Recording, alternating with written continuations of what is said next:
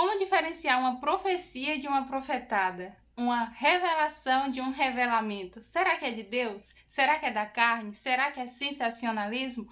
Cola nesse vídeo até o final que você vai aprender muito e vai ser muito edificado. Então sejam muito bem-vindos a mais um vídeo. Eu já quero começar trazendo aí os versículos bases desse vídeo e você leia aí o capítulo completo de 1 Coríntios 14, tá? Porque vai falar aí sobre dons. Ou, para facilitar a sua vida, você pode voltar e assistir o vídeo a respeito de línguas estranhas, que tá aqui no canal, vou deixar o link na descrição, que aí vai ser muito mais fácil para você entender, você vai acompanhando o texto e vai assistindo o vídeo, que não vai ficar nenhuma dúvida. E se ficar dúvida, deixa aqui nos comentários que eu vou te ajudar, tá? No versículo 26 diz: portanto, que diremos, irmãos? Quando vocês se reúnem, cada um de vocês tem um salmo ou uma palavra de instrução, uma revelação, uma palavra em uma língua ou uma interpretação. Tudo seja feito para a edificação da igreja. Se, porém, alguém falar em língua, devem falar 2, no máximo 3, e alguém deve interpretar. Se não houver intérprete, fique calado na igreja, falando consigo mesmo e com Deus. Eu tô lendo essa partezinha aqui, que é mais para ficar claro que na igreja atual de hoje, o que muito se vê e muito escandaliza as pessoas que estão ainda no mundo é que se tornou muita bagunça, tipo, expressar dons tanto de línguas quanto de profecia se tornou uma ferramenta de exibição, como se fosse um selo de ser cheio de Deus. E isso não tem nada a ver. Se você voltar lá no vídeo que eu te indiquei, você vai perceber que não tem nada a ver ser cheio de Deus com expressar esses dons. Então, precisa ter ordem. Você vê muita bagunça aí e já começa a analisar. Versículo 29. Tratando-se de profecias, falem 2 ou 3, e os outros julguem cuidadosamente o que foi dito. Ou seja, não adianta a gente chegar, eu tenho uma profecia a seu respeito, e eu chegar escondido, com medo de alguém ouvir. Não. A indicação do apóstolo para a igreja é que fosse exposto literalmente, que houvesse testemunhos, para que houvesse pessoas ali para comprovar o que foi dito. Lembra os profetas no Antigo Testamento? O que mais acontecia era eles irem para as ruas, eles gritavam na porta dos templos, eles gritavam nas portas da cidade, todo mundo ouvia aquilo que estava sendo dito, e por mais que demorasse a se cumprir, se cumpria. E as pessoas costumavam não crer logo no momento. Por quê? Porque nós estamos acostumados a crer apenas em palavras de bênção. E a maioria dos profetas maiores e menores do Antigo Testamento, eles profetizavam o cativeiro, um julgamento de Deus, a mão de Deus vai pesar, tudo mais. Então as pessoas não queriam ouvir esse tipo de profecia. Hoje acontece a mesma forma.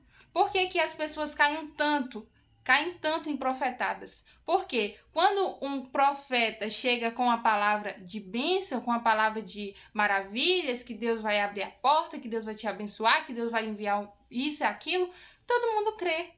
E nem julga, por quê? Se é de bênção, eu quero. E aí, quando não se cumpre, porque a Bíblia também fala que se não se cumprir é porque não é de Deus, a pessoa já julga a igreja. Ao invés dela ter julgado a profecia quando ela recebeu a profecia, ela recebe, espera, sem julgar aquilo que ela ouviu, e depois julga a igreja como se a igreja tivesse culpa disso. Não!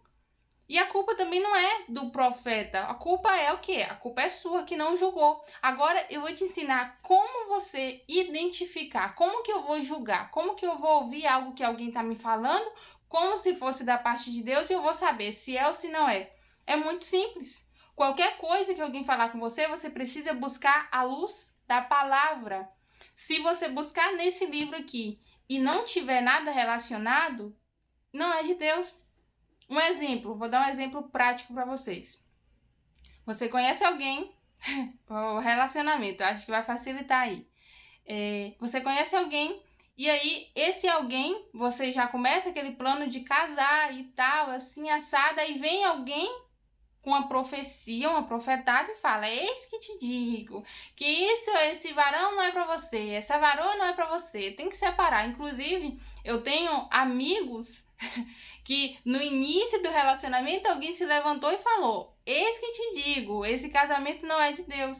Resultado, Deus abençoou, eles se casaram tudo certinho e hoje são líderes, hoje são bênção na vida de outras pessoas, vivem fiéis à presença de Deus há muitos anos, então eram profetadas. Mas se eles tivessem decidido acreditar, então como que você julga? Se a pessoa que você está conhecendo é de Deus, tem relacionamento com Deus, é fiel a Deus, está envolvido na obra, se encaixa nos padrões daquilo que Deus pede, por que não daria certo? Por que isso não seria para você?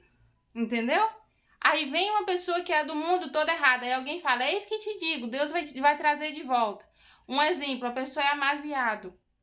Um outro exemplo, a pessoa é amasiado, só estava em pecado, morando junto. Aí acontece alguma coisa, eles acabam se separando. Aí se levanta alguém e fala: eis que te digo, que eu vou trazer de volta aquilo que é teu. Só que, pela luz da palavra, aquela pessoa que foi perdida não era sua. Por quê? Porque vocês não tinham aliança diante de Deus. Vocês não eram casados diante de Deus. Logo, por mais que vocês morassem junto há anos, essa pessoa ainda não era sua. Aí acontece, e eu tô falando isso aqui, exemplo prático da vida real de pessoas que eu já acompanhei. Acontece de a pessoa que saiu do relacionamento se envolver com outra que não tem nada a ver. Aí já tá num outro relacionamento também em pecado. Aí aquela tá ali esperando, orando a Deus, recebendo uma profetada que Deus vai trazer de volta. Deus não vai trazer de volta. Entende? Porque a luz da palavra, aquela pessoa não era sua. Entende? Então é basicamente isso. Você pesquisa na Bíblia se aquilo realmente tem algum envolvimento. É igual esses sonhos que, meu Deus do céu. Gente, a Bíblia fala que se pode vir anjos trazendo um evangelho diferente. Pode ser anjo, mas se não tiver dentro desse livro aqui, se não for de acordo com o evangelho, se não for de acordo com a escritura, você não pode crer. Então, se está escrito que pode vir anjo pregando algo diferente, é porque realmente pode vir. Aí eu vejo pessoas: eu tive um sonho da revelação do inferno, de não sei quem, de gente com as pernas cortadas porque estava usando calça. Pelo amor de Deus, onde que está escrito isso na Bíblia?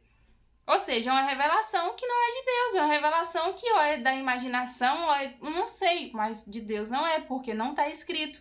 Entende? Então a forma de você julgar uma profecia é você buscar nesse livro. É por isso que é tão importante e conhecereis a verdade e a verdade vos libertará, porque qualquer profecia que você receber, você precisa correr aqui. Aconteceu comigo a primeira vez que eu fui no monte com um pessoal. E aí chegou lá, alguém se levantou e falou: eis que te digo, que eu tô querendo te usar e você não tá dando espaço, que não sei o que, e parará. E eu, na época, não tinha esse conhecimento bíblico, eu não tinha, talvez, tanta intimidade com Deus para eu ter discernimento. E eu fiquei aquele período todo que tava lá, com aquilo na mente: Deus, me confirma, Deus, realmente isso, Deus, por que o Senhor falou isso? Deus, se eu tô te desejando tanto, se eu tô pagando tanto preço para ser usado, por que o Senhor falou isso? Só que não era uma revelação, era um revelamento, porque eu já estava me doando, eu já estava entregando tudo que eu tinha. Então, são coisas que às vezes, ao invés de te impulsionar para Deus, vai te gerar dúvida. E Deus não é Deus de confusão. Ainda diz no versículo 31: pois vocês todos podem profetizar, cada um por sua vez, de forma que todos sejam instruídos e encorajados. O espírito dos profetas está sujeito aos profetas, pois Deus não é Deus de desordem, mas de paz. Essa parte aqui para finalizar aquilo que eu falei com vocês no começo, questão de ter ordem. Às vezes você recebe alguma revelação da parte de Deus para entregar para alguém. Você não precisa desesperadamente estar no meio da pregação, no meio do culto, no meio de outra coisa, você correr e entregar aquilo, não. O espírito de profecia está sujeito a você. Você pode esperar o momento propício para você chegar e ir até a pessoa entregar, para não virar aquela desordem aí. O apóstolo também disse para ser 2, no máximo 3, já para não virar aquele negócio de todo mundo falando ao mesmo tempo. Mas, para fechar esse vídeo, que fique no seu coração o seguinte, que já foi dito. Inclusive, você precisa conhecer a palavra para conseguir identificar se aquilo que foi te dito é de Deus ou não. E você também não precisa julgar a pessoa, você não precisa condenar a pessoa. Tem gente que ainda não aprendeu a discernir a voz de Deus. Eu ainda estou num processo de desenvolvimento, eu ainda estou num processo de busca à intimidade do Senhor. Então pode acontecer sim de a pessoa expor para você aquilo que talvez de uma forma que não seja tão claro, entende? Então a gente precisa também ter humildade de declarar que todos somos falhos, que a gente pode sim falar alguma coisa que depois não se encaixa bem, então a gente volta, pede perdão e continua, segue buscando, entende? Então não julgue, não aponte o dedo, não chame de falso profeta e tudo mais, porque pode ser que alguém ainda esteja buscando ser usado por Deus e acabe se confundindo, tá? Então busque a palavra de Deus para você não ser enganado. Não busque palavras fofas, pare de ter expectativa apenas em profecias que vão te abençoar, porque a maioria das profecias que estão escritas são profecias talvez de julgo, talvez de condenação até, profecia de um tempo de dificuldade, profecia de... Entende? Então não busque acreditar apenas em algo que vai afagar o seu ego. Deus te abençoe e até o próximo vídeo.